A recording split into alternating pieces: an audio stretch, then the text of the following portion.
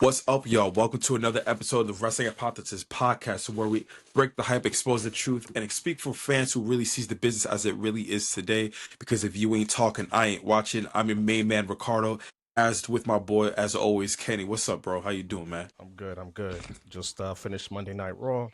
We're ready to go, man. Same here, same here. So let's cut straight to the chase, as always, like we always do. So obviously, this past weekend, the greatest heel in wrestling history, and Randy Orton, finally turned his back on Cody Rhodes and gave him an ass whooping of a lifetime this past Friday, and attacked Cody Rhodes, clamoring this, especially my main man Kenny, for quite some time, because they really needed something big to combat CM Punk and Roman Reigns for this year's WrestleMania. And they finally did that by making Randy Orton turn heel. So I ask you this, my guy, obviously because you're the biggest Randy Orton fan I know. Is Randy Orton versus Cody Rhodes instantly becoming, or has become the best storyline in wrestling today? So I don't think it's the best storyline per se. Actually, yes, I do. I actually do think it's the best storyline in the company, but not for the reasons that you would think. Right? So let's look at it from this standpoint. Randy Orton is the greatest heel of all time. There's no reason to not make him a heel, right? If you make him something else other than what he truly is, you risk having him as the least version of himself when you want him as the best version of himself going into WrestleMania. So I think we got disconnected there. Yeah. Okay now?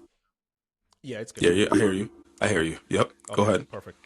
So yeah, so you risk having him being the best version of himself if he's not a heel, right? If he's a face, he's not going to do a good enough job to the point of where it's going to be an all-time rivalry. But as the de facto babyface, the main babyface in the company, at least the best one they have right now, Cody, it makes most sense to have Cody be the face and then Randy be the heel. This is the best rivalry in the company right now, or in wrestling right now, because it's the freshest rivalry in wrestling right now. It's the hot new thing. That's the only reason why it's the hottest rivalry. In 2, 3, or 4 weeks, or the week before WrestleMania, who knows? Maybe it might be something else, right? But right now, as currently constructed, the only reason why this is the hottest feud or the best feud in wrestling is because it's the hottest one. It's the one that we recognize. Technical difficulties here. You good? Yeah, I'm good. All right.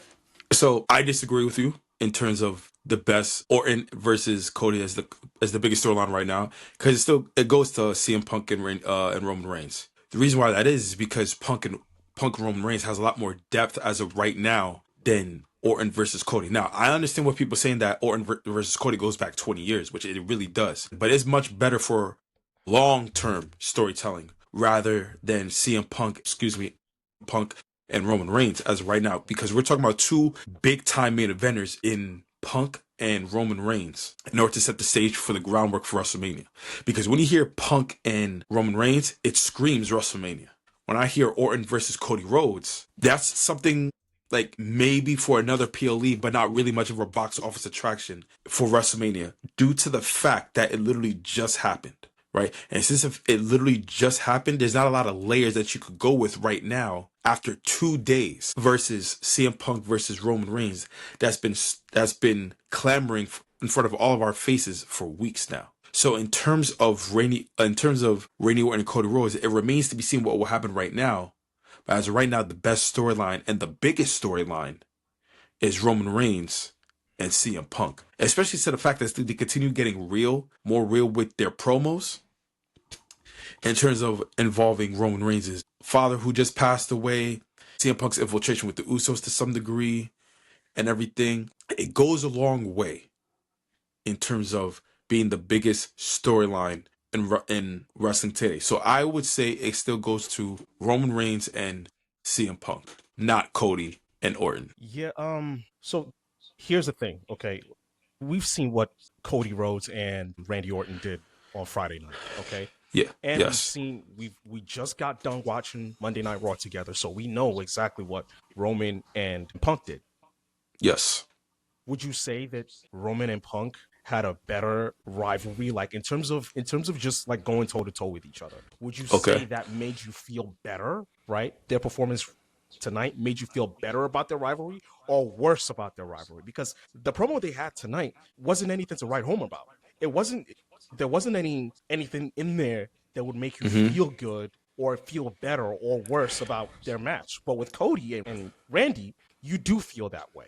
Well, I would say I will admit that this was the weakest out of the compared to the past two promos that they have for the past 2 weeks and past two times that they've been together. But yes, I would still say better due to the fact that they have a lot of depth now and consistency that they had now compared to Orton and Cody that just happened this past Friday. I'm only talking about right now because, like I said, Cody and Orton is more for long term. Like that rivalry, like I said in the past, in our past episodes, that's for the rivalry of this year. I got them for the year. But in terms of storyline right now, and in terms of main eventing WrestleMania, a much more certified main event WrestleMania is more goes sides CM Punk and Roman Reigns due to the fact how personal it gets. Okay, yeah, but that's a different discussion. Okay, if you're talking about what's the better WrestleMania main event, sure, like we can have that discussion. It'd be Roman and Punk. But if you're talking about strictly right now, what is the best rivalry? The best rivalry right now, given what they have done, right? The body of work, it's unquestionably Cody and Orton. Like it's not even close. It's not even close. So right now, and Roman have gotten personal. They have, right? Yes, but yes. Not to the point of where you want it to, right? Like they've gotten. Okay. Like Punk punched Roman in the face. He punched Roman in the face, but it's not really anything special, right? Like you didn't leave that night, or a couple, maybe like 20 minutes ago. You didn't leave 20 minutes ago. You didn't turn off Monday Night Raw 20 minutes ago feeling like, oh my God, like this rivalry just elevated to another level. You didn't feel that way. Okay, so what I'm telling you is, after watching Friday Night SmackDown, you felt that way about Randy. Because here's the thing, and you just spoke about it. The history that Randy and Cody have, right, spans decades. Okay, yes, it spans decades. So if we're just going just based off of that, Randy smacking his father smacking Dusty in the face, right? Not on one occasion, but on two separate occasions. Yeah, right. Randy terrorizing Cody, right? Being the big brother to Cody, betraying Cody. All of those things matter. Not to say Punk and Roman don't have that same thing, but it's just deeper for Cody and Randy. Much deeper. And that's why I think that they're like Cody and Randy are gonna tap. Well, they have already tapped into it, right? Because here's the thing, and I don't really like what Cody said on Friday Night SmackDown. He called Randy his boy. In this business, there are no friends, especially when your head is the one that holds the crown. There is no friends. There are no friends. So Randy, in knowing that Cody wasn't supposed to be in this, all that beatdown that Randy gave Cody on Friday, that was for Drew. All that was meant for Drew, not for Cody. So Cody coming in and being like, yeah, like we're boys, we're gonna do this, we going, no, I'm coming to WrestleMania to take your fucking head off, right? And Randy proved that. Randy proved just that, right? I haven't seen that from Punk or Roman. Not to say that Punk and Roman needs it, right? But when you're talking about the rivalry of the moment for right now, right? Not for WrestleMania, but for right now. At this current stage, you can't get any better than Randy and Cody. You can't. I can't knock that. What I would say is that, like, I do believe that Punk and Roman will get to that point in terms from a physical standpoint, because I will admit the war of words is coming to its end as of right now, because we just, like we said, we just saw on this past episode, like, the war of words is becoming really minuscule and is really getting lesser by the week, right? So it's at a point where, like, now you gotta start throwing hands, right, to uplift the rivalry even more, right? So I understand what you're saying, or what you mean by what you mean by that, but only time will tell. Now, I understand that we recently just spoke about Orton and Cody and Orton turning heel and everything like that. But the thing is, was it the right move for Orton to turn heel? And I don't think it was. Ladies and gentlemen, boys and girls, whoever's watching, I know I'm gonna get hate for this. I want the smoke, and I ain't afraid. Just like look at my shirt. I ain't afraid of shit. Now, Let me explain why it wasn't the right move and why I think it should have been Cody to turn heel. Kenny said it best. Kenny, you just said that Cody Rhodes have said that Randy Orton was his boy, right? You brought up the amount of times that Randy Orton smacked Dusty Rhodes twice, and you honestly forgot two more things. He RKO'd Dusty Rhodes. Actually, three more things. He RKO'd Dusty Rhodes. He attacked Goldust. I remember that, and he punted Dusty Rhodes. He RKO'd and then punted Dusty Rhodes right after, back to back. You forgot about that, okay? Right? More elegant work, by the way, Randy Orton. I'm not gonna lie. I give you that. Absolutely. I give you that. Right. But that also gives it also ignites the reason of why Cody Rhodes turns heel. And I'm gonna give you my reasons why. Number one, it subverts the expectations in which WWE barely does. You and I speak of back at time and time again that WWE has stopped taking risks. This is a risk that I'll be willing to take because it will bring more people in. Because, yes, it spans 20 years, but the fact that it spans 20 years, this is actually the right time where the student actually becomes the mentor and beats the mentor's ass for all the years of ridicule and disrespect that he's been going through as the student. That's number one. Number two, it evolves Cody Rhodes' character. Not as similar to Roman, which is a higher degree, but to a lesser degree, it evolves Cody Rhodes' character due to the fact that it separates him from being the person that finishes the story to a much more darker and more evolved heel character, in which legends themselves, like Taker, has said that Cody Rhodes views himself, portrays himself as a heel, but in a babyface mask. That's my second reason. My third reason is that it stops the Cody Rhodes fatigue. And by turning him heel, it resets his character into something that fans will look at him differently and make the Cody Rhodes heel turn become more natural. And my last one, the legacy storyline comes full circle because it goes back 20 years, like we said. The legacy storyline turns full circle because everything you just set up is the exact reason. He beat up Dusty Rhodes. He destroyed Legacy. Randy Orton attacked his family, disrespected them multiple times. He's been harassing Cody Rhodes since Cody Rhodes was a rookie, right? Cody Rhodes was a rookie in 2007. I remember their first match together back at that time, Cody Rhodes versus Randy Orton, which was not bad of a match, which people might need to see. Go back to watch that match. It's not bad, right? But it comes full circle, going back to their legacy days, and it will make Cody Rhodes a top tier villain. And honestly, by becoming a top tier villain, it will make, without question, it will make Cody Rhodes the number one box office attraction undisputably in the WWE. Those are my reasons why it should have been Cody Rhodes and not Randy Orton. That's cute. Okay, it was not cute. It was adorable. It was amazing. It was phenomenal. It's cute. Cute and adorable are the same thing. Damn straight. I don't care. So here's the thing, man. Here's the thing, bro. I respect everything that you said. Okay, of course. But at some point, we gotta be real with ourselves here. Mm-hmm. Okay, there are roles, and everybody has to play them. Mm-hmm. Okay, this regime, and this is what, like, one thing that I don't like about the creative these days is because they don't take enough chances. Okay. Yes, we agree. But they basically booked themselves into a corner, right? With Cody Rhodes, right? By not having any legitimate challenges for him, by not making a cognizant effort to actually put people in a position where they could be good enough to challenge for his spot. So we agree, like, we know all of that. Yes. But before I cook you, who would you put in place of Cody Rhodes as the number one babyface in the company? If Cody was to turn heel, who would be number one de facto babyface in the company? On SmackDown. I'm sorry. Roman on Reigns. SmackDown. On SmackDown. On SmackDown? On SmackDown. Okay. On SmackDown, I'll say Randy. Like, it'll be the reverse. It'll be the reverse. Now, this is probably one of the worst takes you've ever made. I'm gonna just be real with you. I'm gonna just be real with you, bro. Okay?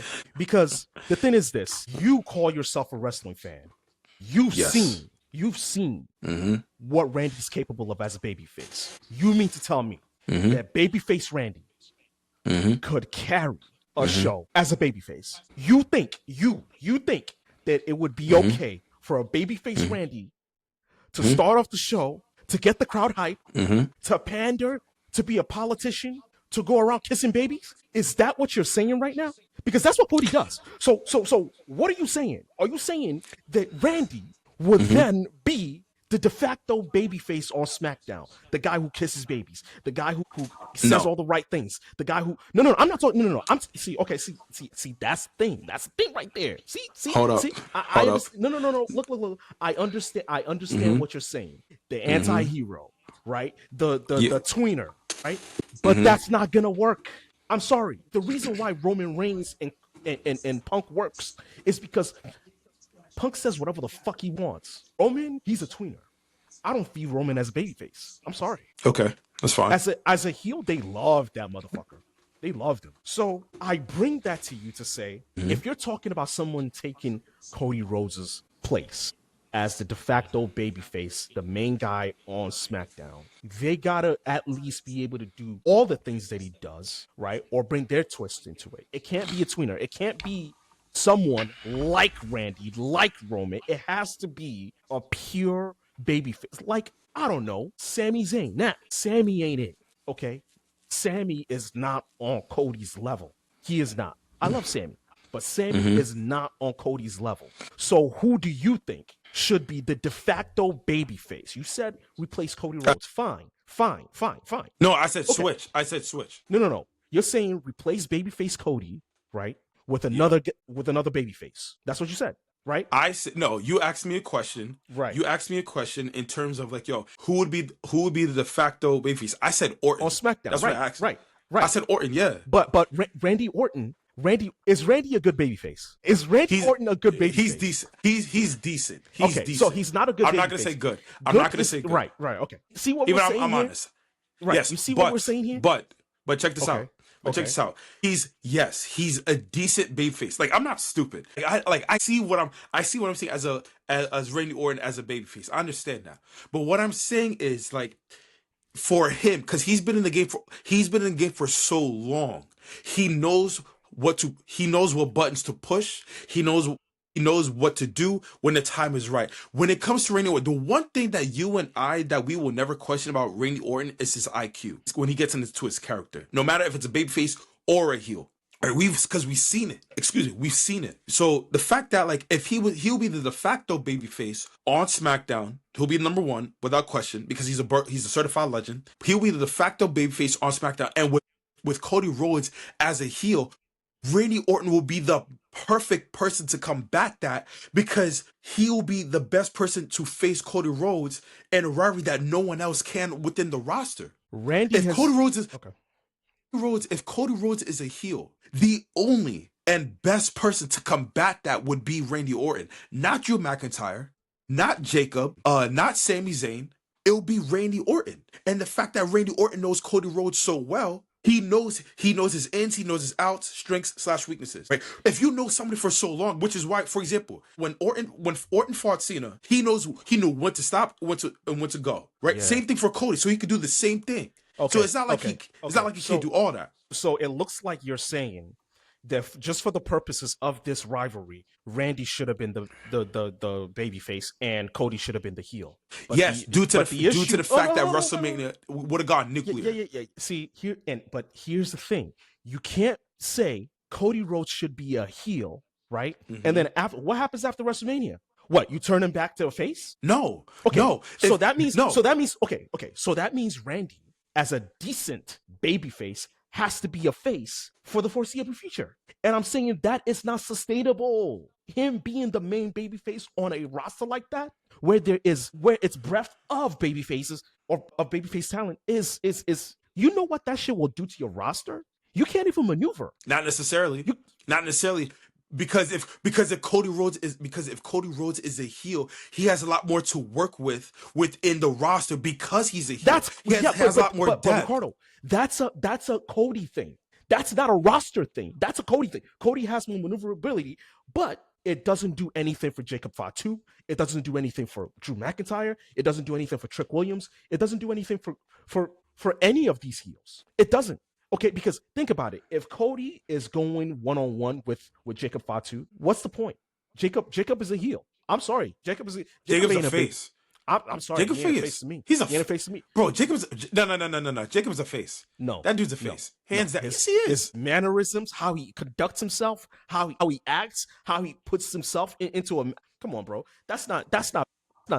Okay. See, when we're talking about pure baby faces, okay, I'm talking about like a guy that's like the traditional baby face, because that's what they're going for. When you're talking about someone to replace Cody Rhodes, right? That's what you're gonna have to replace.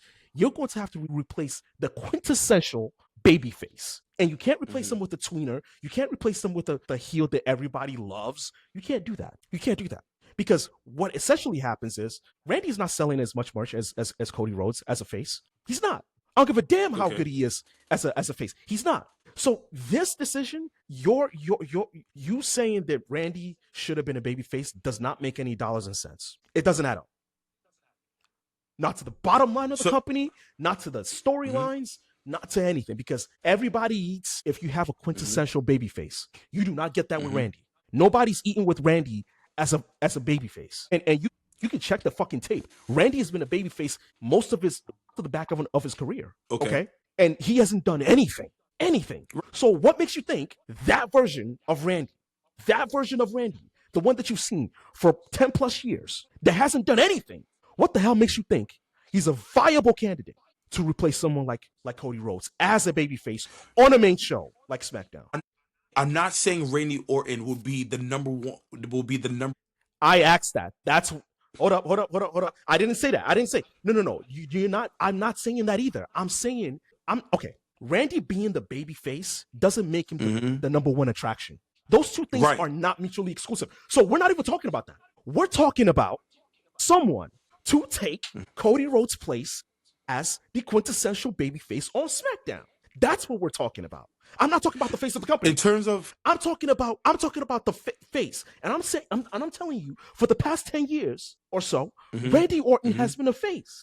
Okay, he hasn't done anything, nothing. So what makes you think that version that you've seen with your own very eyes, because you've been a wrestling fan for decades now, right? You know how to view the eye test. You know this. Yeah. So with your own two eyes, you tell me what you've seen in Randy the past 10 years, any semblance of greatness in him as a babyface that makes you think he could take over Cody Rhodes' work rate as a babyface on SmackDown. Not the face of the company, as a babyface on SmackDown. What has Randy done in the past 10 years as a babyface to make you feel that way? Because I don't see it. So I'm missing something, clearly. The only thing I could say of what Randy Orton could do as a babyface on SmackDown is to elevate other people. That's the only thing I could say, right? But the thing is, with the rivalry, but he's the number one babyface. He's the number one babyface. I understand that. I know, right. And no, but that's my thing. But that's what I'm saying. That's the only thing I could say. The only thing I can say is that he will elevate other talent, right? He can elevate other talent as a heel too. Even better as a heel than a babyface. Because babyfaces, you have to win. You gotta win. Not necessarily. Not you don't have to win all the time. Even as a but he's not a jobber though. He's in the main event of WrestleMania. Of course not. He's right. So he has to. So what Randy I'm saying has to win. But what I'm saying is in this particular junction, if Cody was the heel and Randy Orton was the babyface, one, it will make WrestleMania better. I think you would agree with. I think you'll agree with that. No, not necessarily. Not necessarily. I think. Well, we'll get to that later. Okay. We'll get to that later. But like, people will be much more invested into the rivalry, and not just on rivalry, but also on SmackDown because of that alone. Okay, what makes you think Cody wants to be a heel? No, I said he should become a heel because with the moment of him becoming a heel, it's something that the fans won't be able to expect, and people wouldn't expect it. It will turn people's heads. It will be a much more top tier villain, like I said before. I already gave you my reasons why. I said I don't want to repeat myself, but the fact of the matter is, by him turning heel, like I said, it'll be more risky, but it'll be the higher upside due to the development of Cody Rhodes. Because, like I said, it will separate himself from being the guy that finished the story to a top tier heel in the company. See, this is exactly what makes me sick about your take, man. This is exactly what makes me sick. I'm glad about it. Your take is Cody centric. And that's the issue right there. That's why we are in the situation that we are in. Because it's always about Cody. It's always about Cody. What's best for Cody. The only reason why SmackDown is as inept as it was, as it's been the past year and a half, is because of Cody. Is because it's been Cody-centric, right? There is nothing that you've done to build anybody up to be able to contend with Cody. Nothing. And now you're telling me that for the sake of Cody Rhodes, for the sake of his character, we gotta throw all this character work away, right? Scrap that, and then put a guy, right? Get this, put a guy that's not even good as a babyface in that position that Cody was in, and then replace Cody with being the bad guy. Cody's not even a great bad guy. You haven't seen it. Yes, I have. You haven't seen it. Not in WWE. Not in WWE. Okay. It's different. It's different. And see, that's it right there. That's it right there. This is where I got you. Nah. Cody on the Indies, guess what? Cody on the Indies had no restrictions. He could do whatever he wanted.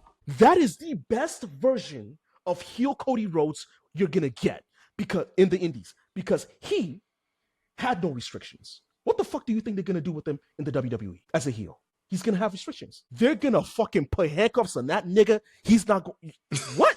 He's going. Yo, bro. He's gonna feel like he's back on a plantation. Even with restrictions, SmackDown will be more must see. No. I know that's right. Wrong. All right. Wrong. Okay. You can believe what you can believe what you because believe. Cody's not on that level. Cody's not on that level. Cody's not on that level. I'm sorry, he's not. I've seen enough in 4 years to be able to tell you that. I've seen enough in AEW to be able to tell you that. I've seen enough of him on the Indies to be able to tell you that. I've seen him work with restrictions. I've seen him work without restrictions. There's nothing in his heel work that makes me think that is an all-time great. Oh, we're not saying that. I'm not saying it's all-time great. But Randy is. Randy is. So you mean to tell me that we're putting Randy as a babyface? Bad. Not even good as a babyface. I'm sorry, bro. Randy is trash as a babyface. Trash. You don't even give him decent? Trash. Not even trash. See, you're being all fucking nice and shit. No, fuck that. Randy is trash. Nah, he's decent. No, he's decent. He's not. Randy is not decent, bro. That dude could never win a WWE championship as a babyface. Why you think that is? He can't carry anybody as a babyface. Why you think they haven't given him the championship as a babyface? The main title as a babyface. He can never carry a show by himself as a babyface. So you saying that just makes me sick because we have all the stats. Like, we have all the stats. We have all the proof. Why are we going against what we know? Get your feelings out of it. This is not a feelings thing. This is not a feelings thing. This is facts. Has Randy ever carried any promotion as a babyface holding the title? Ever. And now at 45 years old, he's going to do it? What are we talking about? What are we talking about here? 45. You're asking this dude to carry the main fucking burden of being the best babyface on a show. It ain't happening. He'll be the best heel, the greatest heel in your company, right? At 45 years old. He is the best heel right now. There's no question about it. He is the best heel right now. He cannot be the best babyface right now on the company. Cody, guess what? Cody's the best face right now in the company. Cody right now will not be the best heel if he turned heel in the company. He'd be just as bad as Randy was as a babyface as a heel in the company. Because guess what? They'll handcuff him. Well, it remains to be seen in terms of Cody Rhodes turning heel. I believe it'll happen one day, but I think that was your shot in terms of doing it. Yeah, man. But nah. It wasn't their only shot. Because remember, they're still like they're trying to build up. Like Oba had a very, very good Monday night. Okay. He had a very, very good Monday night. He's a big baby face right now. He's insanely over right now. Yeah. So they might be able to, like, as long as they have someone that could take that spot from Cody can be. They'll try the Cody experiment. Yeah. They'll do it before he retires for sure. I'm gonna front that reaction from Oba. It was like Attitude Era Goldberg chant vibes. Yeah, it was like that. Like at that point, Goldberg was like, in terms of superstardom, was on par with Austin at one point. So yeah, I feel that with Oba Femi. So true. Shout out to your guy Oba Femi. That engagement, that engagement was crazy. Yeah, Oba Femi's a dog, right? But you brought up a good point in terms of this, and this I would say SmackDown is catered around Cody Rhodes. There's no debate about that. We both know that. Right, especially surrounding around Cody Rhodes in terms of protecting him, overbooking him, and stuff like that. But then it got me thinking, about Cody Rhodes in general. Is Cody Rhodes the most overbooked WWE superstar ever? Before Right. we start, what's Yes. the meaning of overbooked? Okay. In terms of overbooked, in this sense, you win all the time. You're in the main event the majority of the time. You win the championship or get championship opportunities twice as much than the other guys, right? And I would say you you have much more TV time than others. All Okay, right, so I would say got you. in those four. Okay, so by that definition alone, absolutely, he is the most overbooked Mm-hmm. superstar of all time. And Okay. when I look at these numbers are not even close. And I have it in front of Okay. me, and I'll read it to you. Okay, Mm-hmm. Cody, ever since and this is 2022 Cody, right? Yeah. To 2022 present. is for the right now. Yeah. 2022 to present. Anything that he did Yeah. before then, right? Before the No, we don't count. Yeah, we don't doesn't count really that. count. Okay, Yes. but Yes. since 2022, his win-loss percentage is 95%. 95%. No one has a higher win-loss rate. Not Hogan, not Cena, not Brock, not Taker, Roman, Goldberg. not Taker, not Goldberg. He actually Goldberg is a different story because he was in WCW. So Oh, okay. anyone in the E. So we're just counting the E. WWE. Right, the WWE. He has, yeah. So he is the most. He has the best win loss percentage out of everyone. Okay, since 2022. Mm-hmm. That's 4 years ago. That was 4 years ago. Mm-hmm. He has more WrestleMania main events than Edge, than Cena. Actually, does he? No, not Cena. No, Not I give you Cena? Edge. Not Cena, Oh, but I oh, give no, you Edge. Edge, Stone Yes. Cold, Rock, Batista, Taker, Shawn.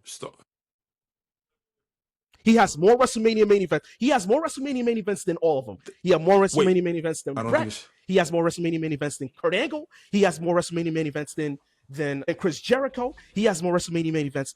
He has more WrestleMania main events than Rey Mysterio. He has more. Should I keep going? I think you're wrong. I'm not gonna lie to you. I think you're wrong about three. Who? Three.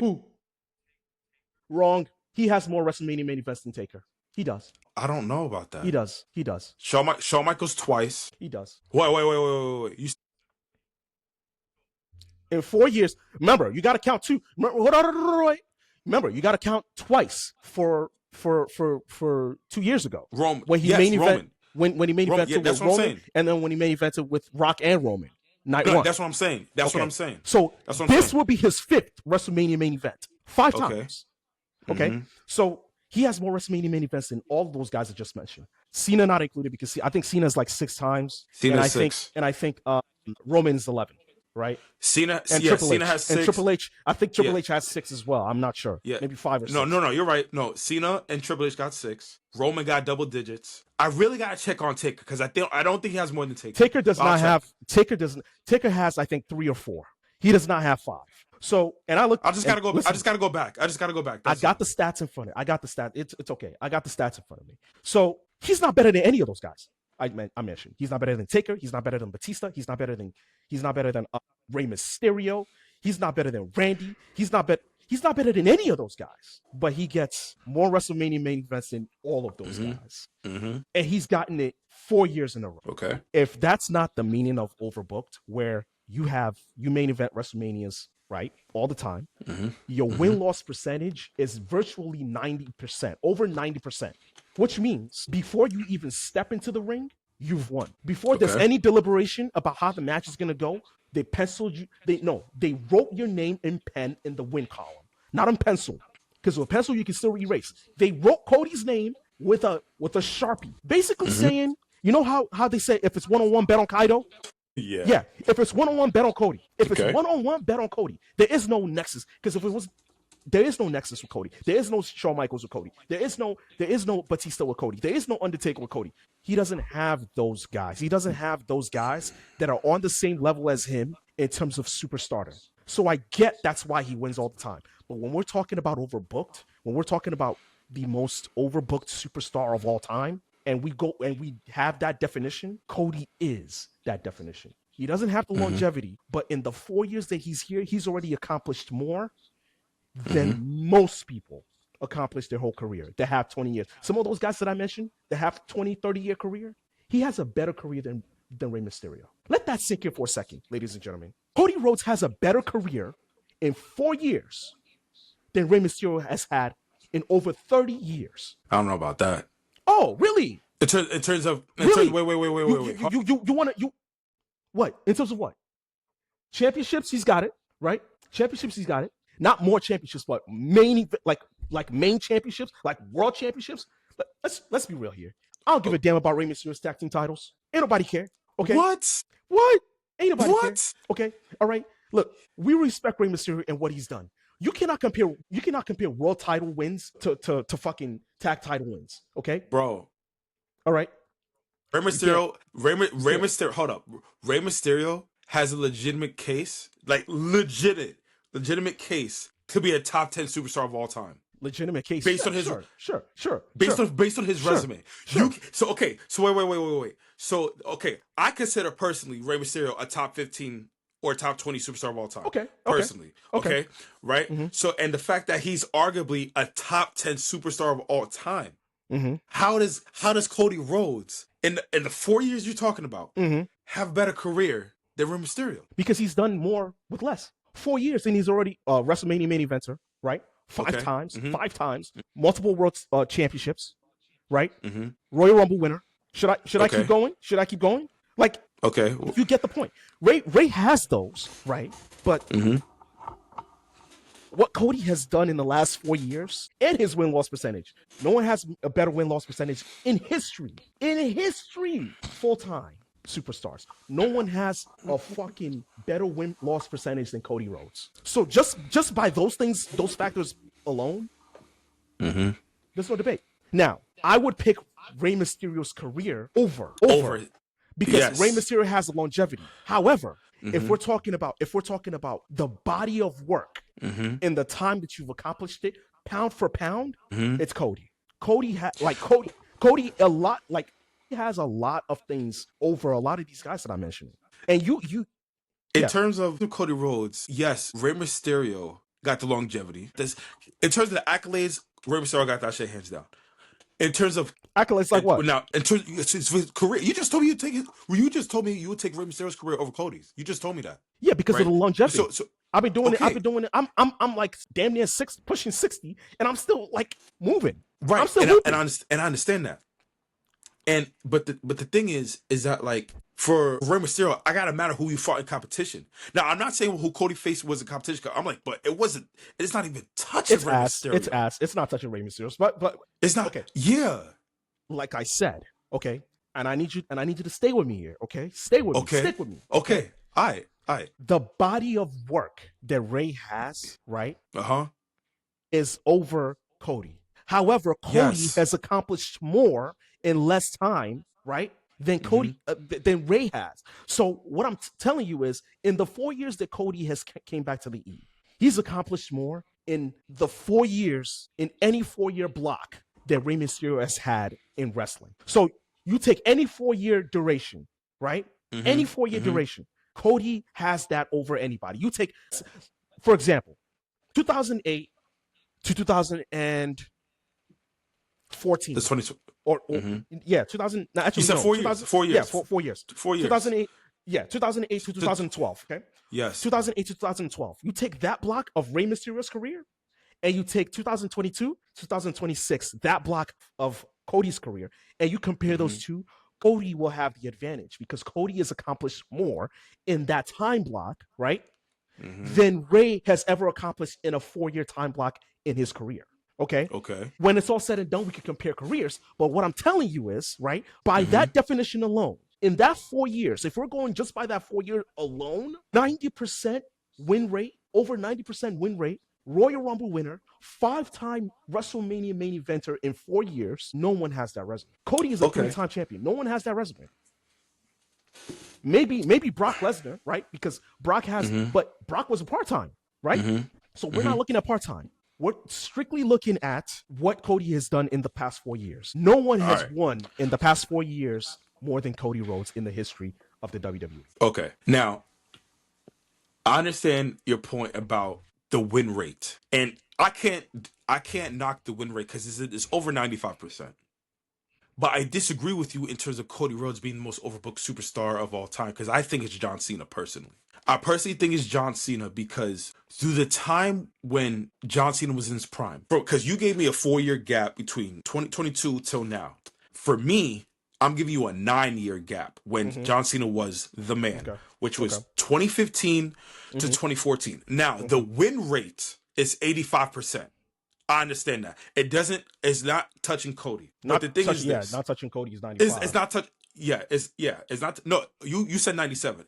I got Cena at 85, and I understand that. Right now, but the thing is, here's why Cena was more overbooked than Cody. One, Cena was booked so heavily through the years I just mentioned, between 05 and 2014, that he won matches even when he was heavily beaten, overcame huge odds over multiple opponents, and rarely lost clean, right? That's one. Two, he was the de facto corporate face of the company. Hands down. He did, like, you already know, like the Make-A-Wish Foundation, hyping up the media for the WWE, and selling merchandise that Cody Rhodes can't even sniff, right? Another thing is that, like, he protected him and the WWE's image tremendously. And my last point in terms of Cena being booked heavily was that there was, during the run between 2005 to 2014, there were stars within that time period that had better years than John Cena, and John Cena was still pushed to be in the main event, right? The stars I mentioned, the stars I'll bring up is Jeff Hardy from 2008 to 2009, your guy, Randy Orton, 2009, Daniel Bryan at 2014, and CM Punk in a 3-year time span in 2011, 12, and 13, right? Going with CM Punk, one of his best years was 2011, in which he was better than John Cena. In WrestleMania, he fought Randy Orton, but John Cena was the main eventer at WrestleMania 27 when he fought The Miz for the title. The next year, which was WrestleMania 28, CM Punk was the WWE champion and fought Jericho, but the main event was John Cena versus The Rock. The next year, right after that, CM Punk had a very, very good match with The Undertaker, but the main event was Cena versus The Rock Part 2. First of all, wait, hold on. First of all, I know you're not arguing against Cena Rock headlining WrestleMania. No, that's not the point. It's not the point. No. Fucking Punk. Main event? No, really? You're missing the point. You're not. I get the point that Cena is in the main event over Punk, but he should have been in the main event over Punk. Bro, I get that. But what I'm saying is, the year which was WrestleMania 29, right? Which was specifically 2013. You could make a legitimate case that CM Punk should have main event to WrestleMania. With who? Legitimately. With what's it called? With John Cena at WrestleMania. No. I'm saying you can make a case. I said Cena. But they didn't have a WrestleMania main event match. CM Punk. No, I'm who saying did CM Punk face at WrestleMania 29? At 29, he fought Taker. Right. That should not have been the main event. No, I don't think I think you're missing what I'm saying. I understand what you're saying. That okay, Cena went to the main event 2 years back to back, right? While Punk, While Punk was not the biggest star in the company, by the way, at that time. It was still Cena. I'm talking about that year, he was the biggest heel and had a better year than John Cena. That's what I'm saying. And that's a fact. He did at 2013. Okay. In 2013. And that's all I'm saying. Please don't get me wrong. I'm not saying that's over Cena Rock. Don't get me wrong.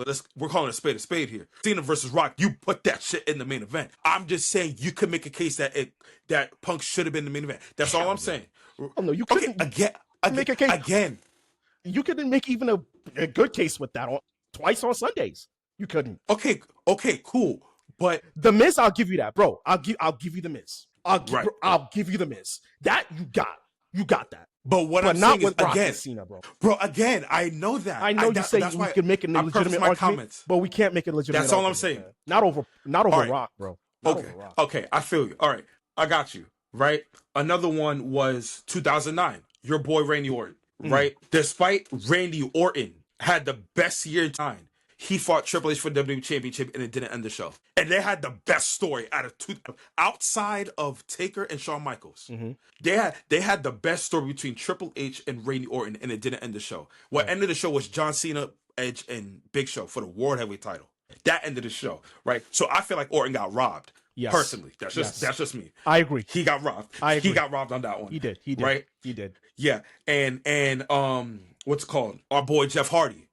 Mm-hmm. In 2000, same year, 2009, same Right. year, right?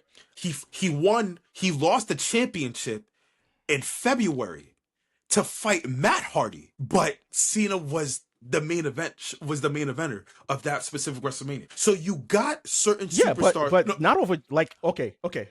Wait. Hold on. Yeah. With the Jeff Hardy thing, what are you Yeah. saying? That Jeff Hardy have been the main event? No. Is that what you're saying? No. What I'm saying is, like I said, Right. what I'm saying is that certain superstars had better years than John Cena during the years of 2005 to 2014. I'm not here saying. So? Hold up. I'm not here saying that the matches I brought up in the past should have been the main event. I'm saying you can make a legitimate argument. I'm not saying like, yo, Hold on. What argument could Jeff Hardy versus Matt Hardy have for main events and over Cena? Tell me. None. I'm not. Okay. Again. So why bring it what up? I'm saying is, I'm confused. So what I'm saying is that like the years that these guys had that I brought up, each man that had, right? If you want to, you know what? I'll take back what I said about Jeff Hardy and Matt Hardy. Right. I'll take that back. It's irrelevant. I'll take that back.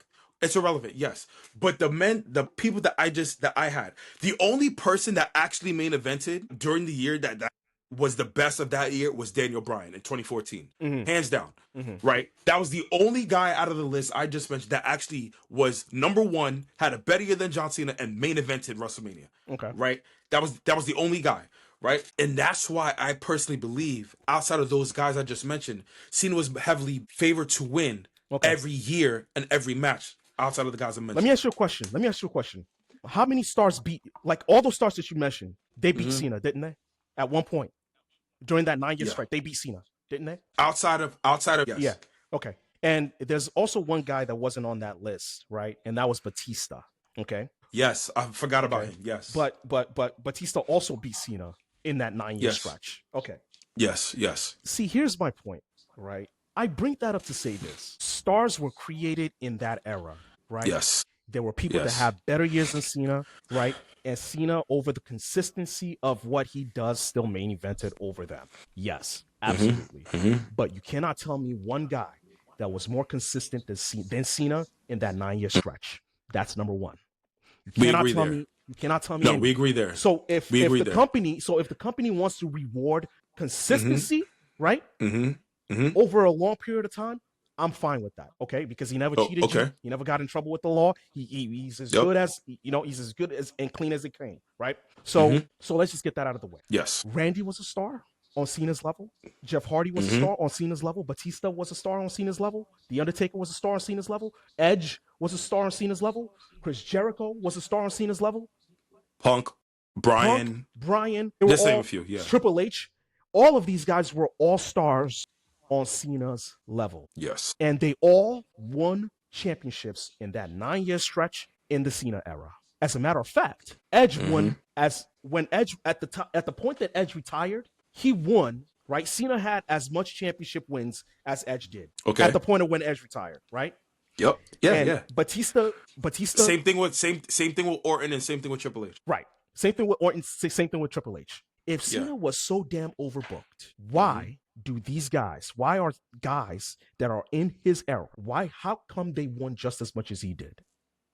Because Vince McMahon, despite that he wanted, despite Vince McMahon wanted John Cena to win as the number one babyface in the company, like he obviously used his depth within the roster to make them win also. But we all knew that his like similar to what he did to Austin, it was very very similar to how he treated Austin compared to Cena. Like he was like, yo, we're gonna make Austin still win, but we're gonna also make other people get their shine too. Right. Okay, that's not overbooked. If Cena was overbooked, right, there would be a discrepancy in the roster. You'd no longer have depth. You'd have an overstimulation of a superstar, the main babyface, that is then outshined by everybody else. And that was not the case. But Cena did outshine everybody. Hold on. He did. Hold up. There were people that won just as much as Cena. Batista won in the Cena era just as much as Cena did. The Undertaker won just as much as Cena did. Taker won more. Okay, great. So if you're telling me, right, that the only reason why you put Cena on your list, actually, the only reason why you put Cena as the most overbooked superstar is because he main evented, if that is it, then your argument is very skewed. Bro, your argument is very skewed. Wait. It is not. First of all, I brought up the win rate of the amount of years. Like I said, it doesn't amount to Cody Rhodes, but outside of the years I just mentioned, he won more than anybody else. Okay, that's number one. Hold on. I'm trying to compare it to my argument with Cody Rhodes, right? Because I know. You're saying Cena. I'm saying Cody. So okay, fine. Right. Okay. Compared to your argument, like I said, despite because like we're talking about two men that was severely overbooked, but the only difference is that like one man in John Cena, despite he was winning the majority of the time, 85% of the time more than the wrestlers that he was with, everybody was winning, versus how Cody is winning and nobody's succeeding, right? Which is what so wouldn't you say, based on that logic, Cody is much more overbooked than Cena because he's literally winning while everybody else is losing? But that's Cena's winning. Hold up. Cena is winning while everybody else is winning. It's not like there was this huge discrepancy in terms of where Edge was losing all the time and Randy was losing all the time, and like Randy never got into a fucking losing streak. That was an MVP thing. Remember what I'm saying, I understand that, and yes, I remember that. But what I'm saying is that like it shows the difference in the creative process of what with Cena versus Cody, right? And now in terms from the win rate, like I said, despite everyone was winning, yes, but in terms of who was winning the most, in which over people themselves, like past wrestlers said, like, yo, I wish I had some shine at the time when I was with Cena. Ooh. We're complete. A time to complain. There was a lot. Give me one name. RVD had one good year in terms of what he was doing. He put over RVD? Well, John Cena. I said John Cena. RVD was already made, but even before he fought John Cena. Right. So what you bringing up RVD for? So what I'm saying I'm not blaming. What I'm saying is this: in terms of the people that had better years than John Cena. The reason what I was saying, right? What I'm saying is, like, I personally believe that the names I just mentioned could have had better careers if they were overbooked just as much as Cena was. Because they only have 2 to 3 years timetable compared to Cena's 9. Let me list, and which Cena was winning all the time. Let me list the guys that Cena lost against in that 9-year stretch that you mentioned. Okay. You ready? Bro, just go. Okay. Randy, Edge. You good? Yeah, I'm good. I'm just thinking. Okay. Batista, Shawn Michaels. You said 2000 to win. Okay. JBL wasn't winning. JBL lost it to 05 and didn't win any other championships after that. Yeah, but he didn't lose to JBL. Not while he was in 2005. Yeah, in 2005, he didn't lose to JBL once. John Cena beat him. Yeah, I understand, for the title at WrestleMania. Yeah, John Cena beat him. And Cena beat him for the title and then retained. Right? Cena beat him for the title and then John Cena retained. Beat Right. Yeah. Daniel Bryan. He lost to Daniel Bryan. He lost to Sheamus. He lost to Rob Van Dam. He lost to I said Batista already, right? Mm-hmm. Okay. I listed 8 guys so far. Let me tell you the list that Cody lost to. You ready for this? You ready? Roman, John Cena, Drew McIntyre. That's it. That is the list. That like think about that for a second, man. Think about that for a second. That's the list. There is no one else. And I can count on one finger. He lost to, who did he lose to clean? He didn't lose to anyone clean. Who beat Cody clean? Past 4 years. 97% win rate. Who beat Cody clean? No one. For 4 years straight. No one. And we sit here. We dissect the business. We talk about overbooking. If that's not the definition of overbooking, I don't know what the fuck is. Hey man, I blame Triple H for overbooking this dude, and just as much as I blame Vince for overbooking John Cena.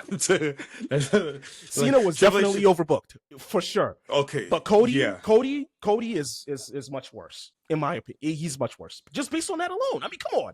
In 4 years, you didn't take one clean pin, not one. In 4 years, no, Amen. No, absolutely not. Cena didn't make it that long without taking a clean pin. He didn't make it that long. Cena took his L's. Right. He took some L's. So what are we talking about here? What are we talking about here? I just think because for me, I've seen more of Cena than Cody. Yeah. In a longer duration. So that's just me. And to me, that's why I've chose Cena. That's where the research comes in, bro. And I'm not saying you didn't do your research. I'm simply saying when you're a prisoner of the moment, you tend to look at the moments, right, that you've seen and then get rid of all the other moments. Like when I was doing this research, what I did was a deep dive. Like I looked at Hogan's win-loss record. I looked at his matches. Like most of his matches were they championship matches. Like what was it? Like how many clean pins did he take over a span of 4 years, right? And then I compared that with Cody. Cody, by all metrics, beats everyone in the history of the business. By all metrics. Just counting 2022 to 2026, this year, he beats it's not even close. It's not close. And you like I said, we see Cena all the time. I get it. I understand that. But when you're talking about the definition that we've set for overbooking, no one comes close to Cody, bro. No one comes close. No one comes close. No clean pin in 4 years. No new stars to rival him in 4 years. And I blame Triple H not only for the overbooking of Cody Rhodes, but also blame him for the lack of WrestleMania ticket sales. Due to the fact that let's be clear about something here. Just in case y'all don't know, we just watched Raw just recently, and they're having a 31.6 discount on tickets. Yep. Not just on tickets, everything on WWE Shop, 31.6% off based at the time when you're watching this, because this is just in case, ladies and gentlemen, it's Austin 316 Day. This is my GOAT. Stone Cold Steve Austin is my GOAT. He is my greatest of all time, right? Because it's his day, and he's invited to the cookout any day of the week. Let's just be clear about that here. But it goes to show you how desperate they are in terms of the WrestleMania ticket sales. Because let's think about something here, and it's very, very important that I bring this up. Ladies and gentlemen, this past Sunday, which was yesterday, AEW Revolution came out. And it was a solid, great wrestling show. Do you realize that sold out faster than WrestleMania? And that's not even their main pay-per-view. We're talking about a regular pay-per-view, AEW Revolution, versus the granddaddy of them all, WrestleMania. And it sold out faster than WrestleMania itself. Think about that for a second. I won't even be surprised if hell, Triple A had a pay-per-view and they sold out tickets faster than WrestleMania.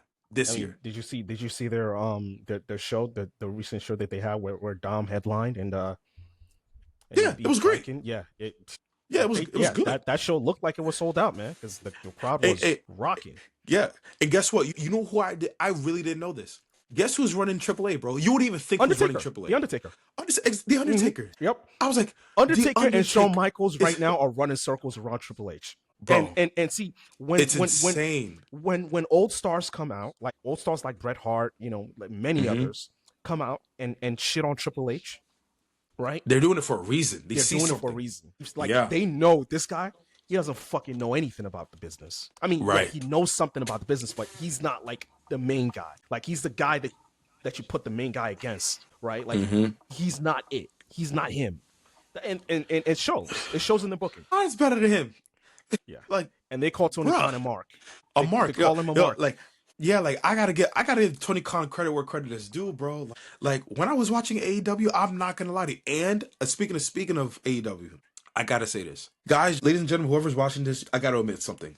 I have not watched AEW in the past 2.5 years. I gotta admit this, but based on what I watched, AEW Revolution, and don't get me wrong, I'm not blind to what I'm seeing. It's not like I haven't been keeping tabs of what's happening on AEW, because I have. Slowly but surely, I am slowly going back to AEW. You should go back. Based on what I'm seeing. And I can't deny it, because the fact of the matter is, what I'm seeing is what wrestling should be, is what the entertainment should be, in which how characters are evolving, storylines are evolving. You're tuning into what's happening in wrestling today. As of right now, AEW is the best wrestling company in the world. It is not WWE anymore.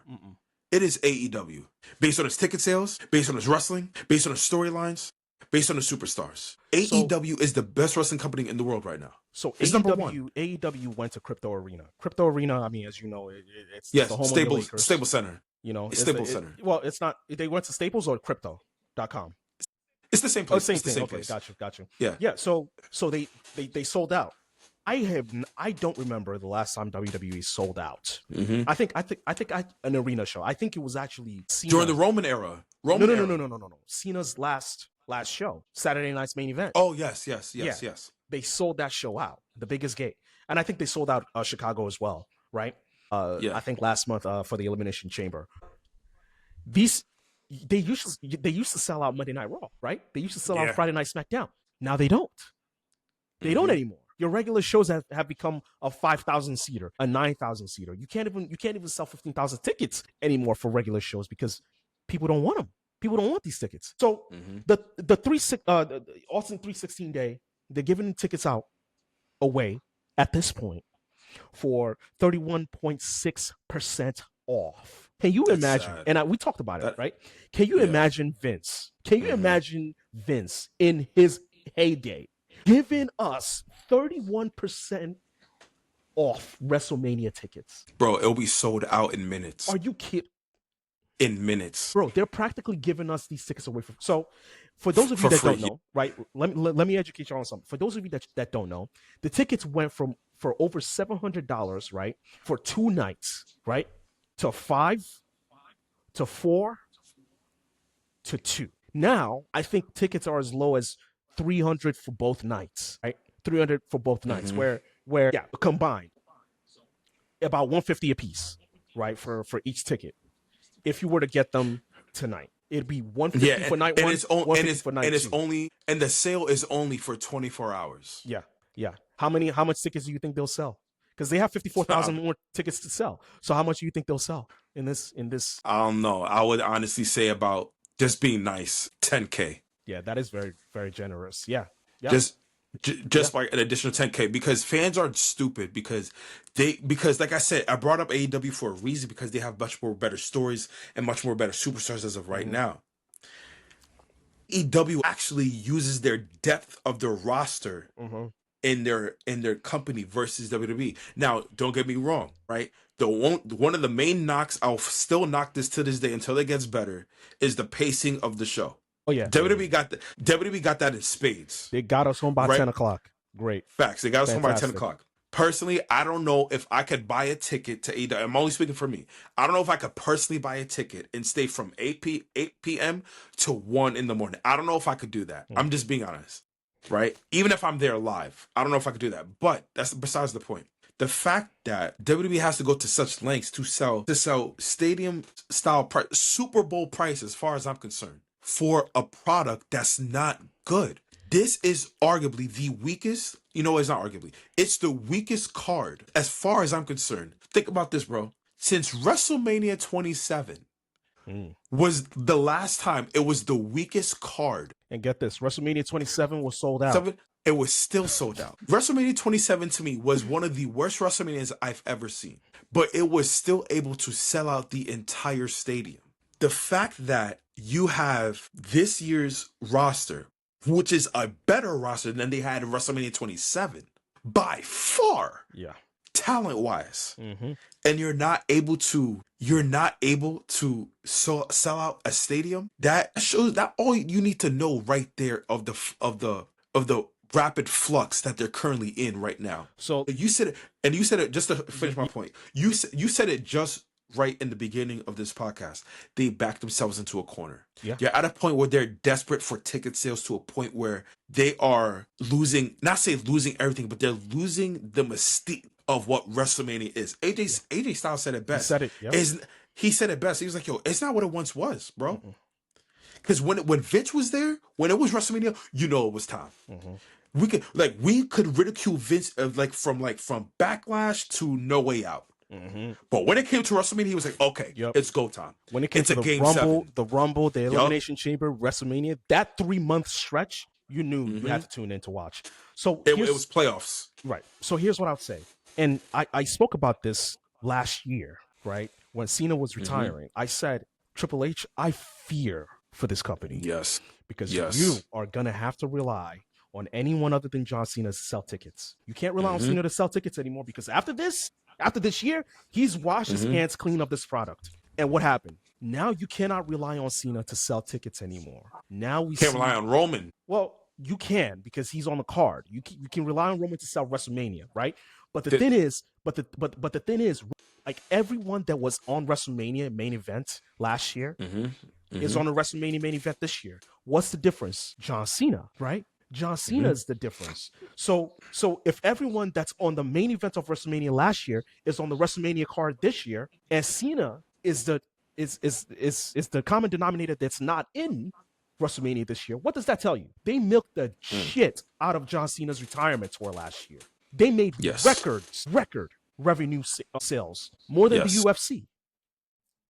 Oh, tenfold. Right? So my thing is, one, you didn't create new stars. Two, when your biggest star, right, in the last 2 decades retired, you didn't really do anything. You had no backup plan. When it was time for you to create a new star in Braun Breaker, you pulled the plug on that. You didn't want him. And where did that get you? Where did that get you? So this is the type of ineptitude that the fans are supposed to deal with. Just eat and say, oh yeah, we're not gonna complain. We're just gonna take this shit. Facts. It sucks, man. It sucks because they had many opportunities. As you know, they had many opportunities to put a guy against Cena to at least be able to combat the ticket sales, right? Like you could have had Oba beat Cena clean, right? In his last, like imagine that for a second. Like imagine this for a second. If a guy like Oba beats Cena in Cena's last match and then goes on, right, in a match against Brock, imagine what that does for a guy like Oba. Imagine what that does for the match. Like now Brock and Oba is even much more bigger because Oba has Cena on his mantle. Yeah. Right? So my thing is you didn't take those avenues. You didn't take those chances to be able to create these new stars. And now you're fishing, literally desperate to give these tickets out that nobody fucking wants. Well, it's also not even that, bro. It's also due to the fact that because people are not buying enough tickets, it hurts the superstars. Because like I think the biggest superstar, and I'm surprised no one actually brought this up. Like I'm talking about like any wrestling podcaster. For me, the number one guy that suffered in all of this, my personal opinion, is Gunther. He is one of the main guys that hurt the most. Like you just said it, bro. The man fought John Cena, and you don't have a match for him at WrestleMania. Think about that for a second here. See, that's why. And when I say, That's when insane. I say this era is the worst era of WWE wrestling, right?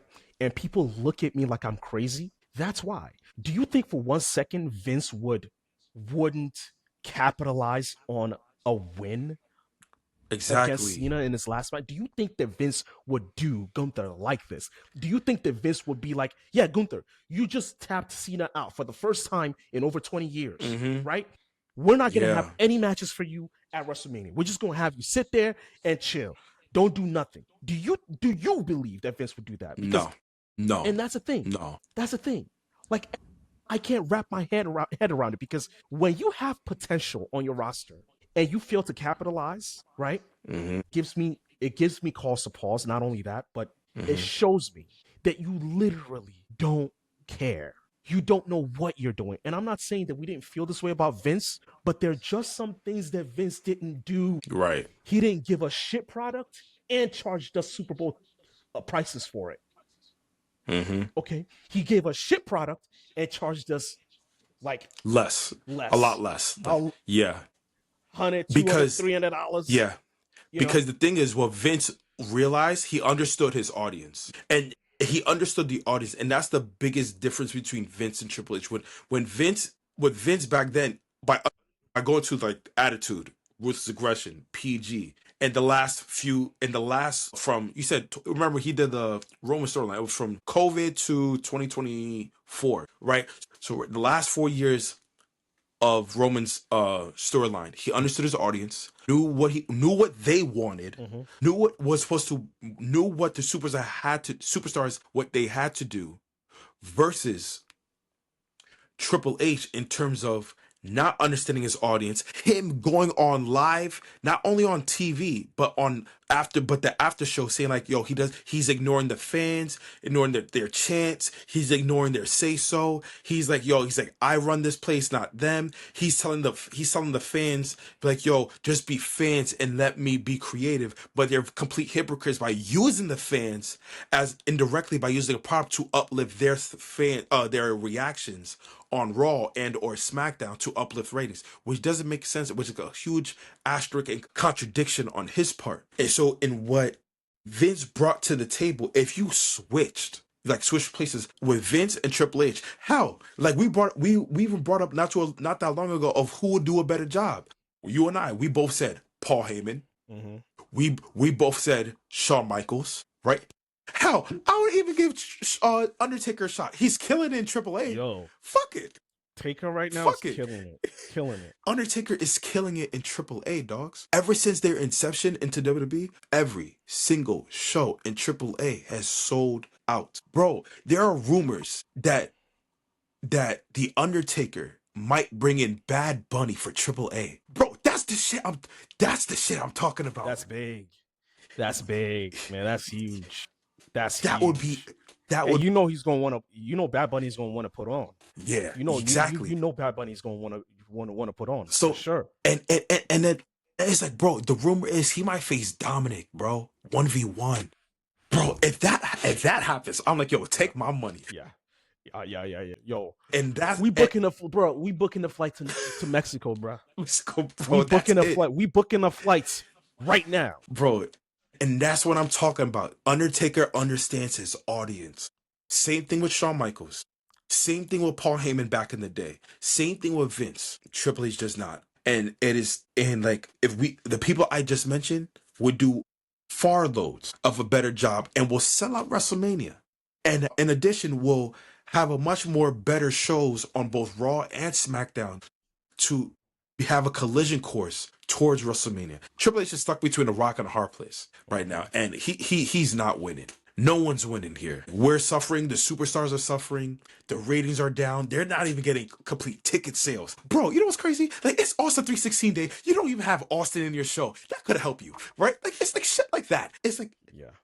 Dude, it's like stuff like that. Bro, I don't know if you listen to Austin, but he is not a fan of the product right now. He doesn't like it. No, of course. Oh, he's not. He doesn't like it. The thing is, he wouldn't even touch the shit with a 10-foot pole. You know? And guess what? I don't even blame him. No. I don't blame him. I don't blame him. Like, it's gotten to a point where you gotta call it like you see it, man.